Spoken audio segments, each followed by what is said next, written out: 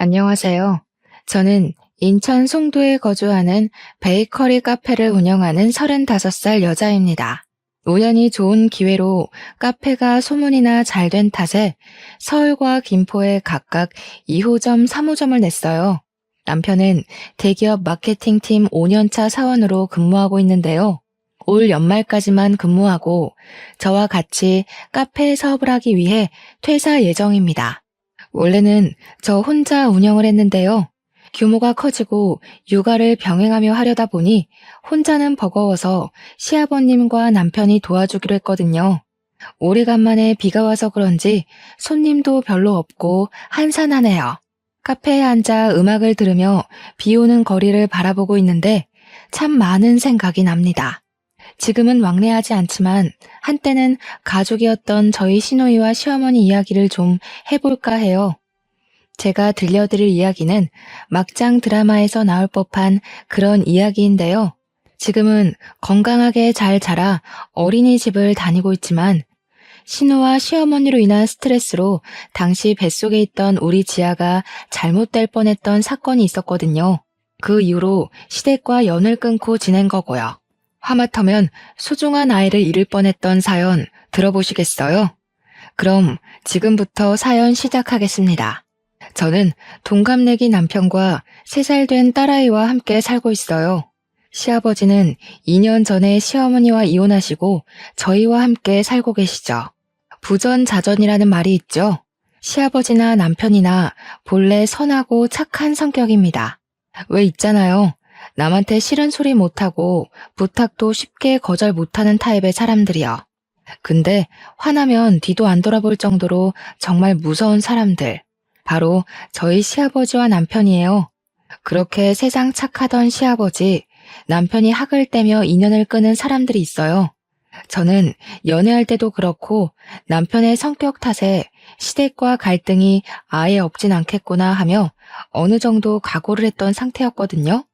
생각을 하고 사는지 의문인 시누이와 그 시누를 그저 오냐오냐 하는 시어머니. 제가 들려드리고자 하는 이야기의 주인공도 바로 그 아나무인의 극치인 시누이와 시어머니 이야기입니다. 시누이와 남편은 10살 차이가 납니다. 시누이가 늦둥이라 시부모님이 불면 꺼질까 날아갈까 하며 금지옥엽으로 키우셨어요. 그래서 남편은 어려서부터 시누이에게 많은 것을 양보하며 살았다고 합니다. 원래 남편은 의사가 꿈이어서 의대를 진학하고 싶어 했는데요. 어린 동생을 양육해야 하는 상황에 학비가 많이 들어가는 의대를 포기할 수밖에 없었죠. 시아버지가 동네 슈퍼마켓을 운영하셨는데 여유 있는 편은 아니었거든요. 남편은 정말 고민을 많이 했다고 했어요.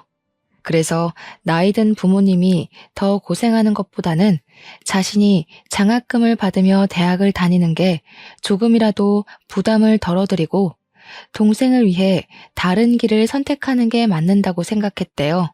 결국 남편은 전혀 자신의 꿈과는 거리가 먼 컴퓨터 공학과로 진학했고요. 그렇게 착한 성정을 가진 남편과는 반대로 저는 할 말은 하고 절대 지고 못 사는 성격이에요.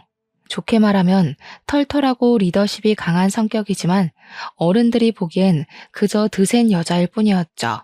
그러다 남편을 만나고 결혼을 하고 아이가 생기면서 성격이 많이 누그러지긴 했어요. 간혹 제가 화를 참지 못하고 욱하려고 하면 남편이 옆에서 저를 잘 타일러 진정을 시켜줍니다. 남편과는 대학 시절 만나 연애 결혼한 케이스인데요. 성격상 연애할 때부터 남편은 답답한 구석이 많았어요. 결혼하면 달라지겠거니 했지만 사람 천성이 어디 못 간다 했던가. 아이가 생기니 좀 더 가정적이고 세심해지긴 했지만 그뿐이더라고요. 여전했어요. 그래도 서로 쿵짝이 잘 맞은 덕에 10년 가까이 연애하고 지금까지 잘 살아오고 있는 것 같아요. 남에게 싫은 소리 하나 못하는 남편이 처음이자 마지막으로 화를 낸 적이 있습니다. 제가 시누이랑 시어머니 때문에 스트레스를 받아서 아이를 유산할 뻔했던 적이 있다고 했죠. 그때 저랑도 한 번도 싸운 적 없는 남편이 시누이와 시어머니께 불같이 화를 내더니 그 길로 바로 시댁과 연을 끊더라고요. 그때 처음으로 남편의 화난 모습을 보았는데 저런 면모도 있구나 하고 놀라기도 했지만 한편으로는 그동안 많이 참아왔구나 하고 안타까운 마음이 들었답니다. 살면서 그렇게 화를 내는 모습은 처음이었거든요. 그래도 부모와 자식의 천륜지간인데 스스로 그걸 끊어냈으니 본인이 말하면서도 얼마나 가슴이 미어지고 아팠을까요? 대학 시절 저와 남편은 봉사활동 동아리에서 만났어요. 동아리에서 유일한 동갑내기 친구여서 저희는 금방 친해질 수 있었죠. 자주 봉사활동도 다니고 만나는 횟수가 잦아지다 보니 자연스레 서로에게 물이 들어 캠퍼스 커플이 되었습니다. 저는 경영학과를 다니고 있었는데 대학 졸업 직후 친정의 도움으로 작은 카페를 하나 차렸어요. 남들과 똑같이 취업시장에 뛰어들어 어렵사리 사회생활을 시작하기엔 시간이 너무 아깝고 답답할 것 같았거든요. 그래서 저만의 일을 하고 싶었고 부모님을 졸라 겨우 설득해 카페를 차린 거죠. 부모님은 멀쩡한 대학 나와서 왜 사서 고생하냐고 만류하셨지만 제가 제과제빵 자격증, 바리스타 자격증 등 여러 자격증 공부를 하는 것을 보시더니 의지가 대단하다며 칭찬을 해주셨어요. 그래서 지원을 해주실 계획이 없었으나 저의 그 의지 하나만 믿고 투자 명목으로 카페 하나 차려주신 거랍니다.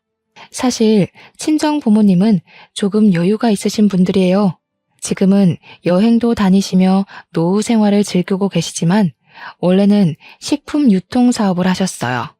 아버지가 부동산 투자에 관심이 많으셔서 어렵사리 모은 돈으로 빌라와 건물을 사두신 게 있는데 그 지역이 재개발이 되면서 의도치 않게 돈방석에 앉게 됐거든요. 일을 하지 않아도 적당히 먹고 살 능력도 되실 뿐더러 최근에는 건물을 하나 더 매입하셨고 그 건물에서 나오는 월세로 행복한 노후를 즐기고 계십니다. 10평 남짓한 작은 공간으로 시작한 제 카페는 지금은 많은 유명세를 탔지만 처음에는 한 달 매출이 150만 원 정도로 정말 미비한 수준이었어요. 이 상태로라면 과연 몇 개월이나 버틸 수 있을까 했던 시절이었죠. 제대로 준비를 한 상태에서 차린 게 아니어서 그런지 홍보도 제대로 안 됐고요. 밤낮 바뀌어가며 잠까지 포기하고 메뉴 개발에 총력을 기울였어요. 카페 인테리어를 요즘 젊은 사람들 트렌드에 맞춰 심플하게 바꾼 것도 한몫했었죠. 조금씩 빛을 발하기 시작한 건 남편과 결혼을 한 이후부터였어요. 29살이 되던 해 가을날 오랜 연애의 마침표를 찍고 남편과 저는 결혼을 했어요. 저와 남편만 좋으면 그만이다 생각했는데 의외로 많은 어려움이 있더라고요. 결혼을 하는데 파혼 이야기까지 나오며 많은 우여곡절을 겪었거든요. 원인은 바로 시누이와 시어머니 때문이었습니다. 파혼 생각할 정도로 분위기가 정말 좋지 않았어요. 결국 남편에게 중간 역할을 제대로 하겠다는 맹세를 받고 결혼을 했습니다. 신우는 남편과 10살 차이가 나는 늦둥이였어요. 결혼할 당시 19살이었고 정상적이라면 고등학교에 다닐 나이였지만 신우는 학교를 다니지 않았습니다. 어렸을 적부터 오냐오냐하며 자란 탓에 하도 사고를 많이 쳐 정학을 밥 먹듯이 하다 결국 자퇴를 했거든요. 흔히 말하는 일진무리에 속해 있던 신우는 시도 때도 없이 싸움을 하기도 했고 미성년자 신분으로 술집에 가다 걸리기까지 하는 둥 사고를 쳐대는 신우 때문에 시부모님은 학교로 출근을 하다시피 하셨어요. 그래도 중졸은 면해야 한다며 어르고 달래서 검정고시를 치렀고 3번 만에 고졸 학위를 취득했어요. 그것도 시어머니가 닥달을 해대는 통에 겨우 공부했다더라고요. 지금 생각해보면 신우이는 심성도 머리도 나빴던 것 같네요. 살면서 신우처럼 제멋대로 생각하고 무식하게 행동하는 사람도 처음 봤거든요. 그러다 웬일인지 신우는 1년 정도 시간을 들여 간호조무사 자격증을 취득하더라고요. 집에서 10분 정도 거리에 있는 작은 병원에서 시간제로 일을 시작했고요. 그때만 해도 남편과 저는 신우가 이제야 정신 좀 차리려나 보다 하고 생각했답니다. 시어머니는 그런 신우이를 우리 집안에도 드디어 사자가 생겼다며 기뻐 날뛰셨고요. 사자는 맞지만 저희가 아는 그 사자가 아니잖아요. 그 모습을 보고 조금은 어이가 없었지만 그러려니 했죠. 어쨌든 그 시기와 맞물려 남편과 결혼 이야기가 나와 양가 집안에 인사를 드리기로 했어요. 2주 정도의 시간이 흐르고 예비 시댁에 인사를 드리러 간 날 진수성찬이 차려져 있는 거예요. 그래서 저는 당연히 며느리 될 사람 온다고 너무 환대해 주시는 거 아닌가 생각했죠. 그랬더니 웬걸요? 신우가 인턴 기간 끝나고 정규직이 됐다고 축하 파티한다고 잔치상을 차린 거였어요.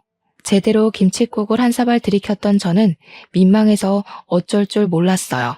그런 저의 모습을 보신 예비 시부가 신경이 쓰이셨는지 제가 인사를 하러 오는 자리기도 해서 겸사겸사 준비했다고 하셨죠. 그런데 말입니다. 전 밥을 먹으면서 밥이 입으로 들어가는지 코로 들어가는지 몰랐어요. 예비 신우와 예비 시모가 번갈아 가며 질문을 해대는 통에 대답하랴 밥 먹으랴 정신이 하나도 없었거든요. 언니, 뭐 안 사왔어요? 나 정직원 된 기념으로 선물 사온 거 없냐고요. 세상에, 오빠, 여자친구 센스가 없어도 너무 없다. 우리 엄마 센스 없는 여자 싫어하는데 점수가 벌써 깎였네? 언니, 이럴 때 점수 좀 따는 거예요. 예, 너는 우리 윤우랑 결혼할 생각이면 미리미리 준비를 했어야지. 카페 운영한다고 했나? 그거 뭐 얼마나 되니? 벌써부터 소원해지면 안 되는 거야. 우리 윤지 봐라. 남들 하기도 어렵다는 그 간호사잖니? 네, 어머니. 미리 챙겨드리지 못해서 죄송해요. 작은 카페긴 해도 혼자 하려니 정신이 없었어요. 다음부턴 잘 챙길게요. 윤지 씨, 축하해요. 예, 윤지 씨가 뭐니? 그래서 가정교육이 중요하다고 하는 거란다. 아무리 나이가 어려도 그러면 안 되는 거란다. 알겠니? 가만. 너 피부 관리하기는 하니? 결혼 앞두고 신경 쓸 게 아니라 평소에 잘 가꿔둬야 하는 거야. 역시 내 딸이 세상에서 제일 예뻐. 어떻게 처음 인사 오는 자리인데 면전에 대고 대놓고 저런 말을 하나요? 예비 시모는 제 면전에서 대놓고 외모 지적질을 하질 않나. 우리 간호사 선생님이라며 제 인사는 듣는 둥 마는 둥 하더니 예비 신우를 치켜 세워주기 바빴죠. 예비 신우는 말끝마다 선물하며 앞으로는 결혼하면 제때 챙겨주라며 조언이라고 하더군요. 남편은 어쩔 줄 몰라 하며 그저 난감해할 뿐이었고요. 그렇게 찝찝한 마음으로 인사를 드리고 늦은 저녁이 돼서야 나왔습니다. 자기, 아까 어머니가 하시는 소리 듣고 어떻게 가만히 있을 수 있어? 왜 아무 말도 않고 있었냐고. 내가 그런 소리 듣자고 인사 온 거야? 너무한 거 아니야? 난 상 차려준 거 보고 괜히 나 때문에 신경 쓰신 거 아닌가 걱정까지 했어. 근데 뭐? 선물? 피부 관리? 내가 진짜 어이가 없어서. 아무리 그래도 이건 경우가 아니지. 하은아, 미안해. 우리 엄마가 원래 동생이라면 사족을 못 쓰셔. 나이 차이가 많이 나다 보니 오냐오냐 하시는 게 좀 있으셔. 내가 나서주지 못해서 미안해. 다음부턴 그런 일 없게 할게. 한 번만 용서해주라, 응? 그래, 잘난 아들이 며느리 될 사람 데려온다니 눈에 안 차실 수도 있겠지. 그래도 어떻게 면전에 대고 그렇게 말씀하실 수 있는 거지? 사람을 얕봐도 유분수지. 앞으로 어머니가 나한테 한 번만 더 이러면 나 가만히 안 있을 거야. 알겠어? 알겠어, 미안해. 우리 엄마가 너한테 함부로 하는 일 절대 없게 할게. 그렇게 어렵사리 저희 집까지 인사를 마치고 상견례 날짜를 잡았어요.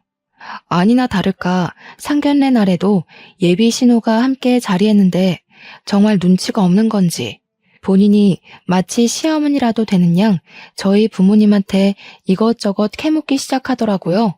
누가 보면 경찰이 범죄자 취조하는 줄 알았다니까요. 정말 생각이라는 것을 하나 싶을 정도로 무례한 질문을 하기 시작하더군요. 이 자리가 어떤 자리인지 낄 때 안 낄 때 구분해야 하는데 무슨 생각인지 파악이 되질 않았습니다. 애초에 생각이란 걸 하지 않았을지도 모르죠. 우리 오빠는 대기업 다니면서 돈도 많이 버는데 언니는 코딱지만한 가게 하나 운영하면서 혼수나 예단을 제대로 할 수나 있겠어요? 매출이 잘 안 나온다고 들었는데 무슨 돈으로 결혼시킬 거예요? 아가씨, 저의 모아둔 돈도 조금 있고 형편에 맞춰 결혼할 거예요. 그렇게 걱정 안 해주셔도 돼요. 저희가 하는 결혼이니 최대한 손 안 벌리고 하려고요. 누가 언니한테 물어봤어요? 얘기하는데 끼어들지 말고 가만히 좀 있어봐요. 말이 나왔으니 하는 말인데 꾸민비나 예단은 얼마나 보내주실 건가요? 직업도 직업인 만큼 품위 유지비도 만만치 않을 것 같은데. 우리 윤지가 어려서부터 똑 부러지는 성격이라 짚고 넘어갈 건 짚고 넘어가야 해서요. 어차피 해야 될 얘기니 너무 기분 나빠하지 마세요. 틀린 말도 아니잖아요. 그 상황을 지켜보는 남자친구와 예비시부는 그저 물만 들이켜고 있을 뿐이었어요. 본인들이 생각해도 어이가 없었던 거죠. 좋은 날을 앞두고 마련된 중요한 자리인 만큼 친정 부모님은 무례한 예비 신우와 예비 시모의 모습을 보고도 애써 화를 참으셨어요. 제가 성격을 아빠 닮았는데 아빠가 욱하려고 하시더니 주먹을 꽉 쥐고 참으시는 걸 봤거든요. 사돈 처녀가 오빠가 장가를 간다니 많이 서운한 모양이네요. 사부인 원하시는 것이 있으면 하은이 통해서 보내주세요. 그리고 신혼집은 정서방 회사 근처에 있는 곳으로 집을 한 채 선물로 주려 합니다. 집을 선물로 준다고요? 우와, 새언니네 아빠 정말 최고다. 어떻게 한두 푼도 아니고 집을 선물로 주시지? 엄마, 나도 저렇게 해줄 거지? 새로운 인생을 시작하는 만큼 집 하나쯤은 선물로 주고 싶네요. 정서방도 그렇고 하은이도 그렇고 빚으로 시작할 수는 없지 않습니까? 그리고 필요하신 예단이 있으면 하은이 통해서 보내주시죠. 잘 챙겨드리겠습니다. 사도는 이야기가 잘 통하는 것 같아서 다행이네요. 그럴수록 혼수나 예단은 넉넉히 해오셔야 되는 거 아시죠? 어디 하나 빠지지 않은 우리 아들 데려가려면 그 정도는 각오하셔야 하는 겁니다. 아시겠어요? 솔직히 저는 인내심이 한계에 이르러 그 자리를 박차고 나오고 싶었어요. 저와 제 부모님이 그런 소리를 들을 이유는 없잖아요. 제가 작은 카페를 한다고 돈이 되냐며 무시를 하지 않나? 첫 만남 때도 그래요. 제 외모 지적질에 신우 선물 안 사왔냐며 훈수를 두는 것 하며 뭐 하나 마음에 드는 게 없었어요. 결국 상견례가 끝나고 남자친구와 크게 다투게 되었죠. 자기야, 진짜 너무한 거 아니야? 저번 인사 때도 그렇고 오늘이 어떤 날인데 아가씨가 나서? 왜 아무 말도 안 하고 꿀먹은 벙어리처럼 행동하는 거야? 내가 이런 수모 겪으면서까지 너랑 결혼해야 돼? 하은아, 좋은 게 좋은 거라고 그러려니 하고 넘어가면 안 될까? 솔직히 나도 어떻게 해야 할지 모르겠어. 어디서부터 손을 써야 하는지 감이 안 잡혀. 나도 너무 답답하단 말이야. 다른 사람도 아니고 나 네 와이프 될 사람이야. 그리고 아가씨가 낄 자리야? 얌전히 앉아서 밥만 먹어도 모자란데 거기서 자기가 왜 나서는데? 내가 우리 부모님 봐서 참은 거야. 알아? 내가 할 말이 없다. 정말 미안해, 하은아. 이번 한 번만 이해해줘. 내가 이렇게 미안하다고 하잖아. 우리 결혼하면 내가 정말 잘할게. 상견례가 끝나고 난 뒤에도 예비 시모 신우는 예단에는 이런 게 포함되어야 한다며 틈만 나면 전화해 잔소리를 해댔습니다. 언니가 잘 모르는 것 같아 이야기해 주는 거예요. 우리 집에 놓을 안마기, 세탁기, 건조기, 그리고 우리 엄마랑 내 명품백 하나씩. 우리 아빠는 골프 좀 쳐야 하니까 골프채도 있어야겠고 내가 정리해서 톡으로 보낼 테니까 한번 봐요. 시댁이 뭔 갑부도 아니면서 굳이 바꾸지 않아도 될 시댁 살림살이까지 저한테 요구하더라고요. 총 8천만 원이 넘는 혼수 리스트였죠. 며칠 뒤 예비 시모에게 연락이 왔습니다. 예, 그동안 김장을 늘 나 혼자 했었잖니? 이제는 네가 했으니 다행이구나. 이번 주 주말에 김장할 거니까 와서 도우렴. 이왕 이렇게 된 거 배우기도 하고 그러면 좋잖니? 그런 줄 알고 끊으마. 주말에도 카페 영업을 했었어야 했지만 결혼 전이고 잘 보여야겠다는 생각에 임시 휴무 간판을 내걸고 토요일 아침 일찍 예비시댁에 갔죠. 시장에 가서 김장거리를 잔뜩 사와서는 하루 종일 절이고 버무리고 무려 300포기라는 바람에 늦은 밤이 되어서야 김장을 겨우 마무리했고 밥도 못 먹고 일한 탓에 신경이 매우 예민해져 있었어요.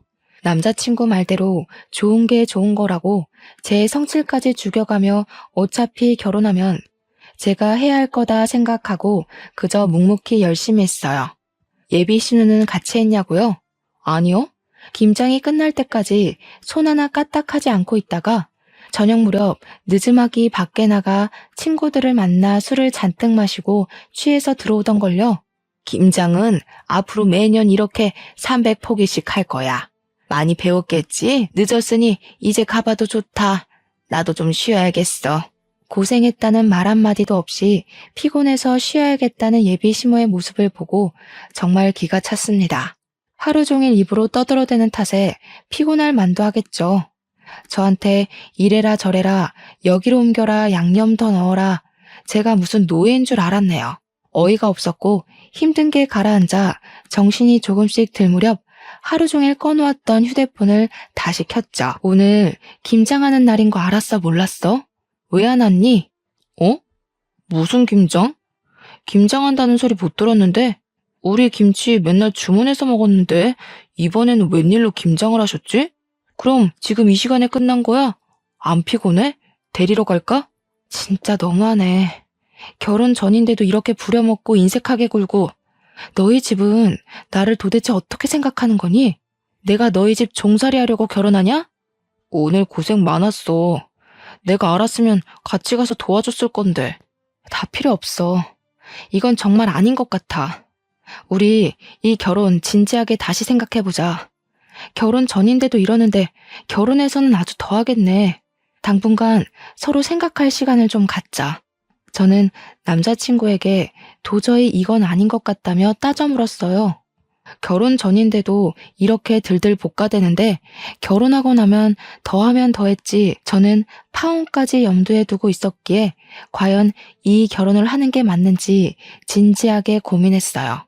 정말 한 달 정도 되는 시간 동안 잠도 제대로 못 자며 친정 부모님께 내색도 못하고 끙끙댔죠. 그래도 어른들이 살아온 세월은 무시 못하나 봅니다. 이상한 분위기를 느낀 친정 부모님은 결혼이 집안끼리 만나는 일륜지 대사지만 결국 본인들이 좋아야 하는 거라며 남편과 이야기를 잘해보라고 다독여 주셨어요. 제 결정이 어떠하든 따라주시겠다며 말이죠. 한 달 정도의 시간이 흐르고 오랜만에 남자친구와 어렵사리 화해했습니다. 우리 결혼하고 나서도 계속 이런 식의 아나무인이면 바로 이혼이야. 중간 역할을 제대로 해야지. 내가 종살이 하려고 자기랑 결혼하는 게 아니잖아. 반대로 우리 집에서 자기한테 그렇게 막대하면 기분 좋아? 정말 미안해. 내가 뭐라고 할 말이 없다. 결혼하면 나도 한 가장이니까 중간 역할 잘할게. 동생이나 우리 엄마가 너 괴롭히는 일 없을 거야. 내가 아주 단속해놓을게. 그렇게 우여곡절을 겪고 결혼에 골인했어요. 남편이 저와 파혼할 뻔한 것이 충격이었는지 오피스텔과 시댁을 오가며 신우와 시어머니께 한참을 이야기하더라고요. 그랬더니 둘이서 저를 괴롭히는 일도 신우가 나대는 일도 현저히 줄었어요. 저는 약간의 안심을 했고 그렇게 1년 정도 신혼을 즐기다 아이가 생겼습니다. 아이가 생긴 뒤 행복한 미래를 생각하니 매일이 설레더군요. 그러나 평화롭게 지내던 것도 잠시 시어머니가 카페로 찾아오셨어요. 그동안 제 카페는요. 150만 원 언저리던 매출도 2배 정도 늘었고요. 단골 손님도 제법 늘어나 장사가 잘 풀리고 있던 시점이었어요. 무언가 할 말이 있어 여기까지 찾아온 게 눈에 보이더군요. 어머니, 카페까진 어쩐 일이세요? 일단 여기 차 한 잔 드세요. 저한테 하실 말씀 있으신 것 같은데 편하게 말씀해 주세요. 네가 그래도 눈치는 좀 있나 보구나. 사실은 말이다. 윤지가 몇 개월 전에 만난 남자친구가 있는데 그 사람이 의사란 말이다. 윤지가 결혼을 하고 싶어 하는데 너도 알다시피 우리가 여유 있는 집은 아니잖니. 아가씨가 결혼하는데 무슨 문제라도 있어요? 마음 맞는 사람들끼리 알아서 해야 할 문제인데 어머니가 왜 근심이 많으세요? 얘 말하는 것 좀 봐. 다른 것도 아니고 의사 집안이라잖니. 결혼한다 하면 예단이며 혼수며 한두 푼이 아닐 텐데 우리 집 형편에 그 집 맞춰주려면 등골이 휜다 휘어. 그래서 말이다. 너희 살고 있는 신혼집 좀 팔아서 결혼 자금으로 보태자꾸나. 네? 무슨 말씀이세요? 아가씨가 결혼하는데 왜 저희 신혼집까지 팔아야 하는데요? 이 집이요, 저희 아버지가 해주신 결혼 선물이에요. 그런데 이 집을 마음대로 파니마니 하시는 거세요? 내가 알아보니 시세가 8억 정도는 하더구나. 집 팔아서 결혼 자금 혼수나 예단도 해야 하고, 그리고 명색이 장모인데 사위 될 사람 차 한 대 정도는 뽑아줘야 하지 않겠니? 우리한테 줄 용돈 한 번에 준다 생각하고 그렇게 하자. 어머니, 왜 이렇게 제멋대로세요? 제가 언제 집 판다고 했어요? 아가씨가 결혼하는데 물론 결혼 자금 보태드릴 순 있죠. 하지만 집까지 팔고 저희가 희생해가면서 그렇게 할 이유는 없는 것 같은데요.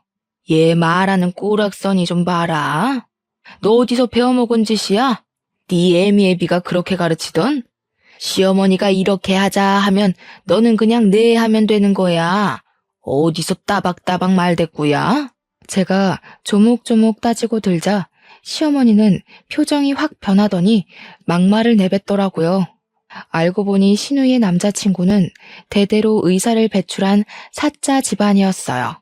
신우가 간호조무사 됐다고 사자거릴 땐 언제고 왜 이제 와서 저러는지 이해가 되질 않았어요. 간호조무사를 차별하는 건 아니지만 솔직히 엄연히 간호사와 조무사는 페이 자체가 다르잖아요? 근데 신우는 자신이 마치 진짜 간호사라도 되는 것 마냥 간호조무사인 사실을 숨기고 진짜 간호사인 척을 한 거였어요. 있어 보이는 집이라며 제 딴에는 저한테 예단으로 받은 명품으로 치장하고 다녔는데 서로 맞춰서 살아야 한다는 개소리를 했던 거예요. 당연히 그 의사 남자친구 측에서 예단을 요구했는데 감당할 수준이 아니었던 거죠. 솔직히 이거 사기 결혼 아닌가요? 직업도 속이고 집안도 속이고 시어머니 말대로 돈은 보태준다 치자고요. 결국 저도 똑같은 사람 되는 거 아니냔 말입니다. 사실 그때 당시 임신 중기가 시작될 무렵이었고 일을 계속하다 보니 컨디션이 좋진 않았어요.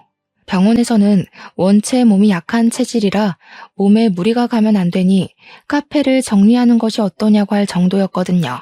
아무튼 시모는 계속 집을 팔아 결혼 자금에 보태자며 친정이 잘 살지 않느냐고까지 하더라고요. 신혼집 턱하니 선물해주지 않았냐며 능력 있는 것 아니냐면서요. 친정까지 들먹이는 바람에 속에서 열불이 났지만 겨우 참아내며 친정 부모님과 남편에게 이야기해본다 말씀드리고 시어머니를 겨우 집으로 돌려보냈습니다. 저녁 시간이 다 되었을 무렵 이번에는 신우이가 연락이 오대요. 언니, 난데요. 엄마한테 다 들었어요. 제가 결혼한다는데 그깟 돈도 못 보태요? 자신이 결혼 못해서 인생 망하면 다 언니 책임이에요. 알겠어요? 아가씨, 뭔가 잘못 알아도 한참 잘못 알고 있는 것 같아서 한마디 할게요. 우리 집을 팔면서까지 그 집안이랑 결혼해야 할 이유가 있어요? 거짓말을 하면서까지? 당당하게 아가씨를 있는 그대로 오픈해야지. 뭐가 두려워서 거짓말 하는데요. 내가 거짓말을 하던 안 하던 그건 내가 알아서 할 일이고. 아무튼 집 팔아서 내 결혼 자금 좀 보태줘요. 하나밖에 없는 남편 동생이 시집 간다는데 있는 집에서 그 정도는 해줘야지. 안 그래요? 그런 줄 알고 있을게요. 내가 말했죠. 왜 우리 집을 팔아야 하느냐고요. 내 말 무슨 뜻인지 몰라요? 이 집 팔 일 없고 팔지도 않을 거지만 아가씨, 결혼은 아가씨가 알아서 해야 하는 거예요. 형편에 맞춰야지 욕심내지 말아요. 끊어요. 그 시어머니의 그 시누이. 둘이 연달아 말도 안 되는 말로 괴롭히는 통에 제가 스트레스를 많이 받았나 봅니다. 전화를 끊고 갑자기 배가 뭉치며 묵직한 통증을 느꼈고 저는 그 자리에 주저앉아 정신을 잃고 말았어요. 눈을 떠보니 저는 병원 응급실에 누워있더라고요. 알고 보니 카페에 있던 직원이 쓰러진 저를 보고 구급차를 불러 병원으로 온 거였어요. 병원에서는 제 휴대폰으로 남편에게 연락을 한 뒤였고 연락을 받고 달려온 시어머니는 옆에서 똥 씹은 표정으로 절 노려보고 있었어요. 남편은 일하던 도중에 저에게 달려왔고 시어머니에게 저한테 가보라고 부탁을 했던 것 같더라고요. 시어머니 표정은 내가 왜 여기에 있어야 되냐, 귀찮아 죽겠네, 딱 이런 느낌이었습니다. 저는 스트레스 및 과로로 인한 쇼크가 일시적으로 온 거였고 하마터면 아기가 위험할 뻔했다는 의사의 말에 남편은 얼굴이 굳더라고요. 무슨 일이냐 물으니 시어머니는 당연히 아무 말도 안 하고 계시고 우물쭈물하던 카페 직원이 자신이 본 것을 그대로 이야기해 주더라고요. 사실 저분이 카페로 찾아오셔서는 사장님이랑 말씀을 나누시는데 돈 이야기를 하시는 것 같더라고요. 가시고 나서 얼마 안 있다 전화를 받으셨는데 통화가 끝나고 한숨을 깊게 내쉬시더니 그대로 쓰러지시더라고요. 무슨 말씀을 나누신 건지 모르겠지만 제가 본 건 그게 다예요. 자기야, 신경 쓰지 마. 별일 아니야. 별일이 아니긴 뭐가 아니야. 아이를 잃을 뻔했다잖아. 엄마, 이 사람한테 무슨 이야기 한 거예요? 전화는 또 뭐고? 사실대로 말해요. 예, 너 지금 엄마한테 그게 무슨 말버릇이야? 나 때문에 쓰러지기라도 했다는 거냐? 그래, 내가 윤지 결혼 이야기를 좀 했다. 너희 집 팔아서 결혼 자금 좀 보태라고. 그게 그렇게 못할 말이냐? 그리고 쓰러진 게 왜 내 탓이야? 자기 몸 하나 간수 못하는 주제에 그걸 왜 내 탓으로 돌려? 남편은 제발 조용히 좀 하라며 소리치는 시어머니를 병원 밖으로 내쫓았어요. 병원 밖으로 끌려나가다시피 하면서도 저에게 삿대질을 하며 몸 관리나 잘하라고 소리치더군요. 큰 사달이 날 것 같아 카페 직원에게 더 이상 말하지 말아달라는 제스처를 취했으나 그 직원이 결국 남편에게 있는 그대로 사실을 말해버렸어요. 남편은 잔뜩 화가 난 표정으로 얼굴이 새빨개지더니 얼굴이 굳더라고요. 링거만 맞고 가면 된다는 의사의 말에 휴식을 조금 취한 뒤 남편은 아무 말 없이 저를 집으로 데려다 주더니 잠시 다녀올 곳이 있다며 나갔습니다. 그렇게 한두 시간이 흘러 곤히 자고 있는데 시누이에게 전화가 오는 겁니다. 받을 기력도 없었지만 무슨 말을 또 하려나 하고 받았죠. 글쎄 전화를 받았더니 싸우는 소리와 함께 온갖 욕설이 난무하는 거 아니겠어요? 어라? 자고 있었나 봐요? 그걸 그렇게 다 고자질하니까 좋아요? 새언니 처음부터 마음에 안 들었어. 지금 오빠 난리치고 있는데 너는 상황에서 자냐? 내가 의사랑 결혼하는 게 그렇게 안 이꼬아요? 이 결혼 못하면 책임질 거냐고. 알고 보니 남편이 시댁으로 가 그동안 쌓인 울분을 다 터뜨리고 있던 거였습니다. 휴대폰 너머로 남편과 시어머니의 소리가 들리더라고요. 아이가 잘못되기라도 했으면 다 같이 죽어도 모자라요. 어떻게 임신한 사람 생각은 하나도 하지 않으세요? 나는 그렇다 쳐도 하은이한테는 그러면 안 되죠. 도대체 왜 이렇게 못 잡아먹어서 안달이냔 말이에요. 너는 이 엄마한테 못하는 소리가 없어. 내가 널 그렇게 가르쳤니? 둘 다 그만해. 세아가 보기에 부끄럽지도 않아? 일단 둘 다 진정 좀 하란 말이야. 당신도 제발 그만해. 몸 상태도 말이 아니지만 가만히 있을 상황은 아닌 것 같아 지친 몸을 이끌고 20분 거리에 있는 시댁으로 갔습니다. 시아버지가 겨우 말린 덕에 다행히 시끄러운 상황은 끝이 나 있는 상태였고 시어머니와 남편은 여전히 씩씩대며 분을 사귀지 못하고 있었어요. 저는 시아버지에게 대충 상황 설명을 들었죠. 집안에 여자를 잘못 들여서 이런 사달이 났다.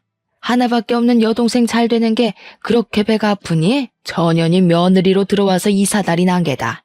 그러게 얘, 너만 알겠습니다 하면 조용히 넘어갔을 일인데 이렇게 만드니까 좋으니? 언니네 친정 돈 좀 있다고 그렇게 막 무시하고 살아도 돼요? 평소에도 우리를 얼마나 고깝게 생각했으면 이딴 식으로 행동을 하실까? 나 결혼 못하면 다 오빠랑 언니 책임이야. 저도 참는데 한계가 와서 한마디 차려는 찰나 남편이 제 앞을 가로막는 게 아니겠어요? 앞으로 인연 끊고 삽시다. 더 이상 아들과 엄마, 오빠, 동생 사이도 아니에요. 나중에 죽어서야 연락하시고 앞으로 다시는 연락하지 마세요. 아니, 죽어서도 연락하지 마요. 지금까지 늘 어머니가 하라는 대로 하며 살았어요. 그리고 윤지한테도 할 만큼 했다고 생각합니다. 뭐?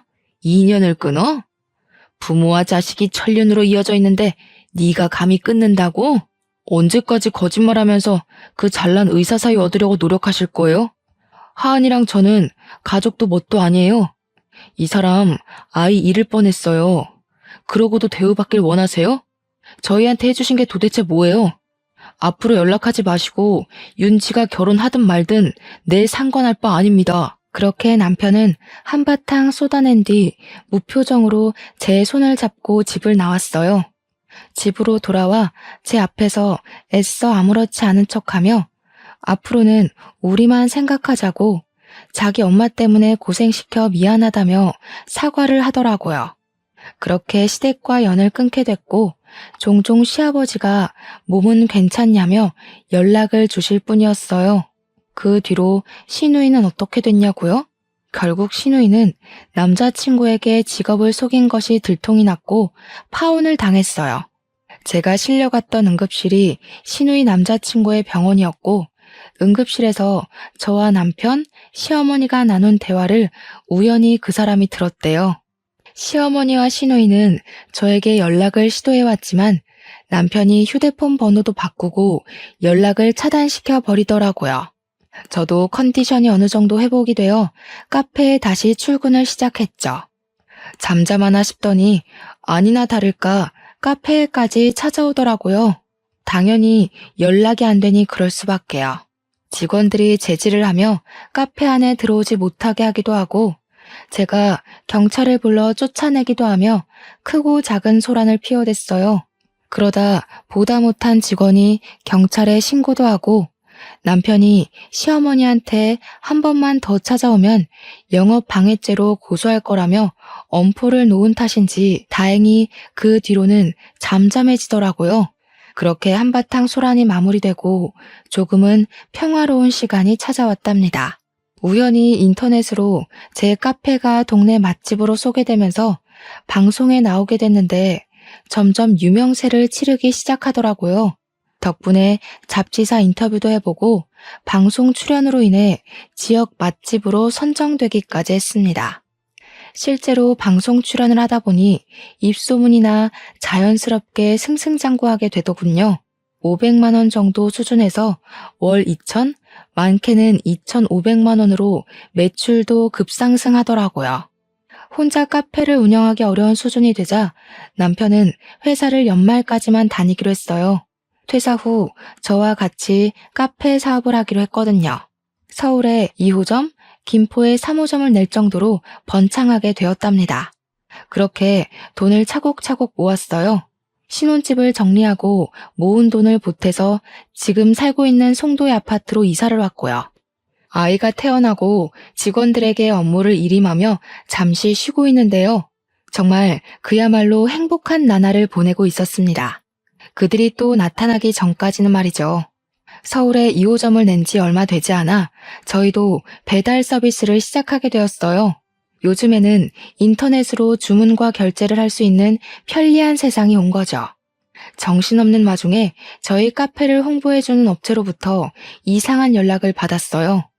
며칠 전부터 카페에 대한 안 좋은 글이 퍼지고 있다는 겁니다. 저희가 홍보하면서 손님들과 소통하는 메신저가 있는데 거기에 계속 악플이 달리고 블로그에 저희 카페에서 이물질이 발견됐다며 비위생적이라는 내용이 담긴 글들이 수두룩한 거 아니겠어요?